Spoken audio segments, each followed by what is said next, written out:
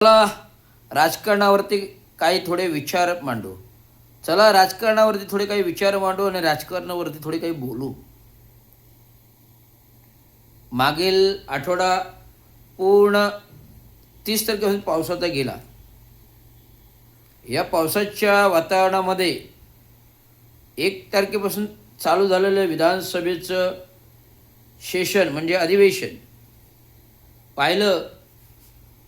अनेक मागण्या, प्रतिमागण्या, घोषणा, प्रतिघोषणा या विधानसभा भवनामध्ये झाल्या आणि दरम्यानच्या कालावधीमध्ये पावसाच्या आलेल्या आपत्तीमुळे, पूरस्थितीमुळे दुर्धर परिस्थिती उद्भवली. कुठे झाडे पड, कुठे घरं फोड, कुठे पाण्याचा पूर, कुठे कुठे गावागावात पूर, घराघरात पूर, अशा प्रकारचं संपूर्ण वातावरण संपूर्ण महाराष्ट्रात होतं. आत्ता कुठे उसंत घेतली, आत्ता कुठे उसंत घेतली. तर उसंत म्हणून मी सांगू इच्छितो की उसंत म्हणून सांगू इच्छितो की जे झालेल्या परिस्थिती, पावसाची अतिवृष्टी, विधानसभा अधिवेशन, जसे पावसाची अतिवृष्टी आली तसं 1 तारखेपासून विधानसभेमध्ये अतिवृष्टी आली. अनेक मुद्दे आले, अनेक प्रश्न आले. एक महत्त्वाचा मुद्दा मात्र जिव्हारी लागण्यासारखा होता. एक महत्त्वाचा मुद्दा पण जिव्हारी लागण्यासारखा होता. तोच मी आता तुमच्यासमोर बोलून दाखवतोय. आता एक महत्त्वाचा मुद्दा जो जिव्हारी लागण्यासारखा होता तोच मी तुमच्यासमोर बोलतोय. आता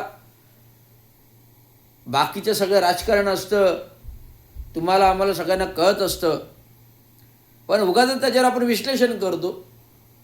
बाकीचं सगळं राजकारण असतं, त्याच्यावर आम्ही बोलत असतो, विधानसभाही बोलत असते,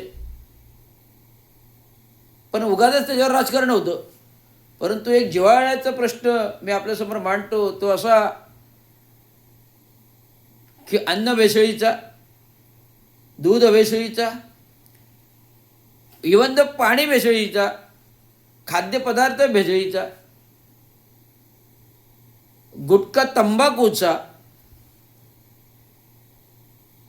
धुरंधर ब्लॅक मार्केटिंगच्या खाद्यपदार्थांचा, ज्याला कोणी पाबंदा आणला तो एकमेव माणूस तुकाराम मुंडे, IAS अधिकारी. त्याला माझा सॅल्यूट आहे की त्याने जे महिनाभरामध्ये जे केलं ते उभ्या हयातीत कोणी करू शकले नाहीत. पूर्ण 25 वर्षाचा कालखंड गेला. सेवेमध्ये 19-20 वर्ष तुकाराम मुंडे आले. जेवढे वर्ष झाले तेवढ्याच बदल्या झाल्या, जेवढे वर्ष झाले तेवढे तुकाराम मुंडेंच्या बदल्या झाल्या. एक निर्भीड IAS ऑफिसर कसा असावा, शासन सेवा नियमावली कशी वागवावी, तर तो IAS अधिकारी संविधानिक रक्ताच्या डॉक्टर बाबासाहेब आंबेडकरांच्या कायदा कानूनचा जो सच्चा अधिकारी म्हणेन ते तुकाराम मुंडे होत. हा जो संविधानिक मुद्दा होता, भावनिक मुद्दा होता, हा सांगताना आणि ऐकताना माझ्या डोळ्यात पाणी येत होतं. माननीय विधानसभा आमदार, संघर्षवादी पुरोगामी विचारांचे, भावनिक विचाराने विचार मांडले.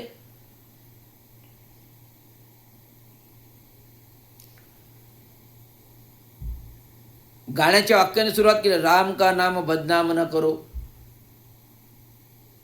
राम का नाम बदनाम न करो. परंतु आपण रामालाच खाऊन बसलो. राम का नाम बदनाम न करो, आपण रामालाच खाऊन बसलो. राम खरा आहे का काल्पनिक आहे हे मी त्याच्यामध्ये खोलवर जात नाही. परंतु जो पूर्णात्मक इतिहास ऐकतोय, अयोध्याचा राम, कौशल्याचा राम, बाई कौशल्येचा राम, कौशल्येचा राम बाई, कौशल्येचा राम. हा जो रामाचा इतिहास आहे, आदर्शवादी आदर्श पुरुष, जो आईवडिलांचं ऐकणारा राम, ह्या रामाचे आदर्श घेतो आणि 500 वर्ष देशामध्ये रामराज्य येतं, अयोध्येत राम मंदिर बनतं. बाबरी मस्जिदवर झालं नाही. बाबरी मस्जिद एका बाजूला तर राम मंदिर दुसऱ्या बाजूला. पण त्या अयोध्या मंदिरामध्ये जे काही विश्वस्त नेमले होते ते मनोवादी विचारी लोकांचे होते. त्यांनीच यादी फायनल केली होती. अयोध्या मंदिरावर कोणतं प्रशासन असेल त्या प्रशासनाने संपूर्ण रामलल्लाला लुटून खाल्लं. तर लुटून खाण्यापूर्वी त्याच अयोध्येच्या राम मंदिराच्या गाभाऱ्यामध्ये अयोध्या मंदिर साफसफाई करणाऱ्या मुलीवर पुजारी बलात्कार करतो. मग खरंच राम आहे की नाही हा प्रश्न पडतो. खरंच राम आहे की नाही तो प्रश्न पडतो. रामाच्या गाभाऱ्यात मंदिरात काम करणाऱ्या मुलीवरती पुजारी बलात्कार करतो. याचा अर्थ राम आहे की नाही की राम बघत बसला होता हा प्रश्न पडतो.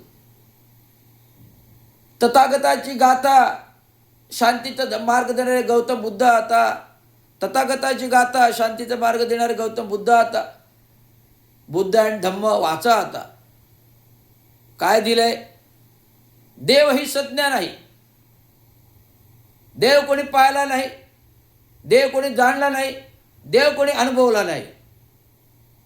आपण नाकाने श्वासोश्वास घेतो, अनुभवतो, दिसत नाही. त्वचेला चिमटा घेतो, स्पर्श जाणवतो, दिसतो नाही, दिसत नाही. हवेचा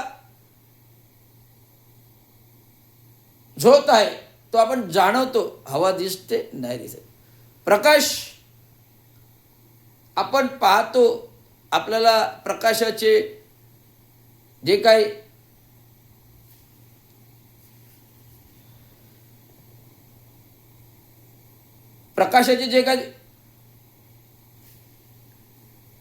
हे दिसतात किरणे, पण प्रकाश आपण डोळ्याने पाहतो, अनुभवतो. मला माहित नाही, देव आपल्याला दिसत नाही आणि आपण अनुभवत नाही. पण सर्वजण देवाला श्रद्धा म्हणून मांडतात, विश्वास ठेवतात, विश्वासाने मांडतात. ती एक श्रद्धा असते, अंधश्रद्धा असते. ठीक आहे, मांडली. पण ज्यांनी रामाचा बाजार केला अयोध्यामध्ये, त्यात रामाला आज गिळंकृत केलं. ज्यांनी, या महामानव पुरुषांनी 1 एप्रिल 1935 रोजी रिझर्व्ह बँक ऑफ इंडिया घडविली. Reserve bank of India, problem of rupees हा ग्रंथ लिहिला. त्या ग्रंथाच्या इकॉनॉमिक्स अर्थशास्त्राच्या आधारे 1 एप्रिल 1935 रोजी रिझर्व्ह बँक ऑफ इंडिया घडवली. तीच रिझर्व्ह बँक आज आपण लुटून खाल्ली. अजून काय लुटायचं बाकी आहे? काय नाही. किसको क्या पता क्या लुट के खाना है, कुछ नहीं पीता है. ब्रिटिशकालीन ब्रिटिशांनी भारत लुटला नसेल एवढा भारतीय जनता पार्टी मानववादी सरकारने आपला देश लुटला. त्याचं विस्तृत सांगायची गरज नाही. लुटला.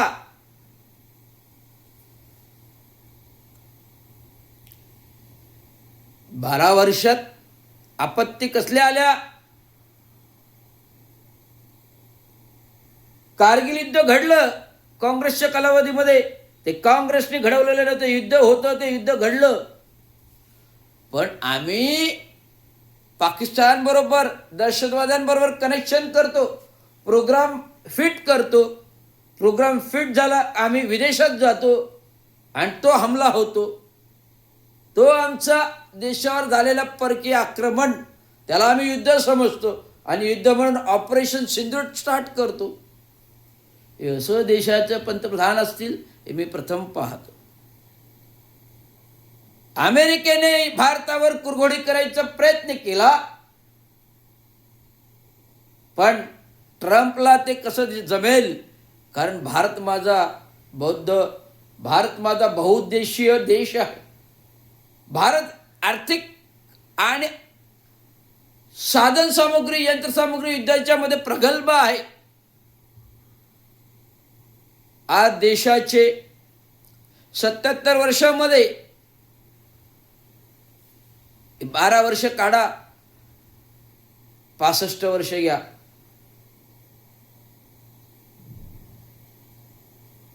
65 वर्षामध्ये जेवढे पंतप्रधान होते ते कुठल्या परकीय राष्ट्राला शरण गेले नाहीत, झुकले नाहीत. झुकवलं तर त्या देशाला झुकवलं. भारत कधी कोणापुढे झुकला नाही. झुकवलं तर त्या परकीय देशांना झुकवलं भारताने. पण आज आम्ही देशाच्या पंतप्रधान मोदींच्या कारकिर्दीमध्ये आम्ही झुकतो, देशाचे पंतप्रधान झुकतात आणि ट्रम्प आमच्या डोक्यावर पाय ठेवतात.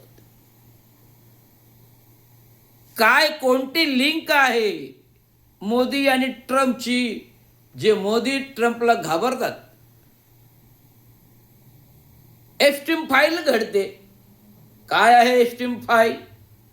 विदेशामध्ये देऊन ISA एफस्टीम फाईल घडते. काय आहे एफस्टीम फाईल?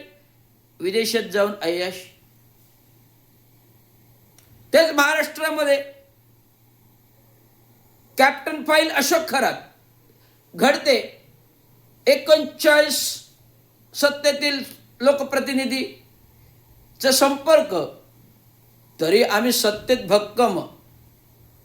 39 सत्तेतील लोकांचा संपर्क, तरी आम्ही सत्तेत भक्कम. नाही कोणाला वाटले पाय उतार होऊन राजीनामा द्यावा, एवढं लाजिरवाणी नाही व्हावा.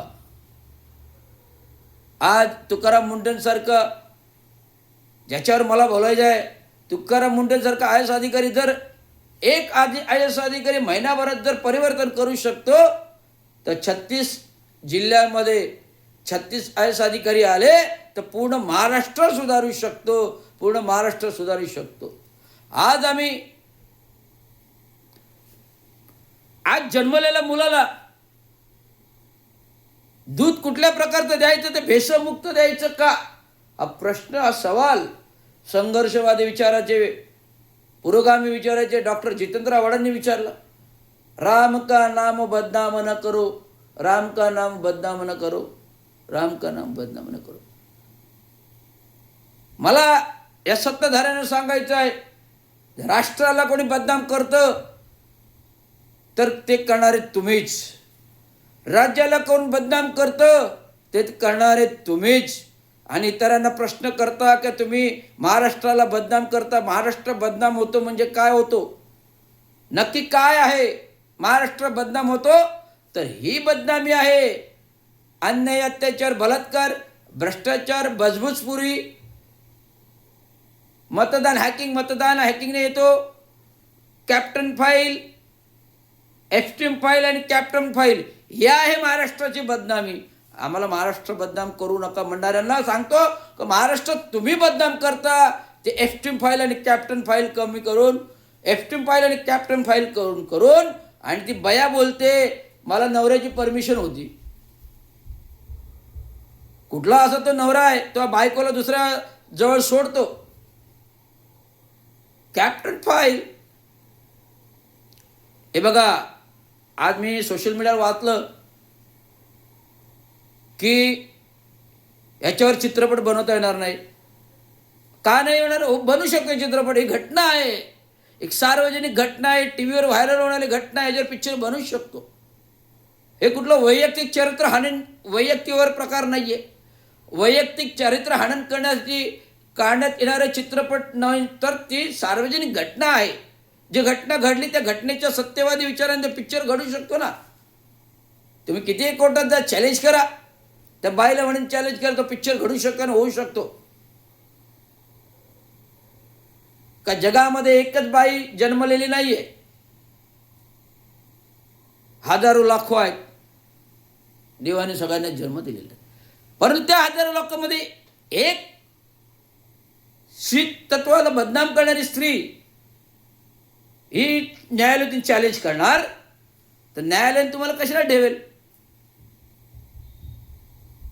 आपण स्वतः बदनाम, ते दुसऱ्याला ठरवणार बदनाम. आपण स्वतः बदनाम, ते दुसऱ्याला ठरवणार बदनाम. आपण स्वतः भ्रष्टाचारी, ते दुसऱ्याला ठरवणार महाराष्ट्राला बदनाम करू नका. हे काय चाललंय? कुठली राजनीती आणि काय आहे? आज पूर्ण भेसळयुक्त महाराष्ट्र सुधारण्याचा विडा तुकाराम मुंडेने घेतलेला आहे. तसंच राजकारणातील जी काही भेसळ आहे ते सुधारण्यासाठी एक सच्चा दिलाचा राजकारणी तो आहे राहुल गांधी. भविष्यातील पंतप्रधान 2029 असेल आणि 3 वर्षाने ते ही संपूर्ण BJP RSS सत्ता गडगडेल. ना 35 वर्ष राहणार कोण, ना 30 वर्ष राहणार कोण, 25 वर्ष राहणार.